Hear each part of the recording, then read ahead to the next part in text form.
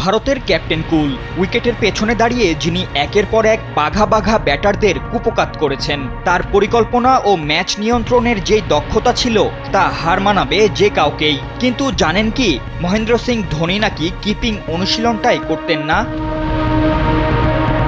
সম্প্রতি এমনই বিস্ময়কর তথ্য প্রকাশ করেছেন ভারতের প্রাক্তন ফিল্ডিং কোচ আর শ্রীধর। cricket.com-কে দেওয়া এক সাক্ষাৎকারে এমনটাই জানিয়েছেন তিনি। ভারতের এই প্রাক্তন কোচ বলেন, আন্তর্জাতিক ক্রিকেটে 8 থেকে 9 বছর খেলার পর ধোনি আর কিপিং অনুশীলন করত না। তখনও 3 ফরম্যাটেই খেলতো সে, তাই শরীরের উপর ধকল যেত, আঙ্গুলের উপরেও চাপ পড়ত। তাই কিপিং অনুশীলন না করে কিছু ফিল্ডিং ড্রিল করত ধোনি, তাতেই ওর কিপিং অনুশীলন হয়ে যেত। সবার ভরসা মা, আর মায়ের ভরসা এসিআই অ্যারোসল।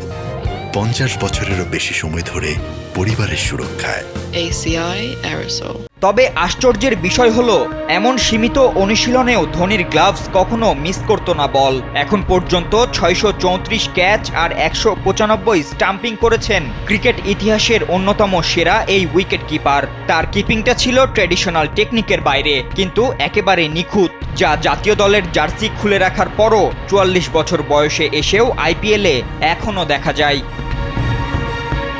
ফাতিন ইশরাক, কালবেলা।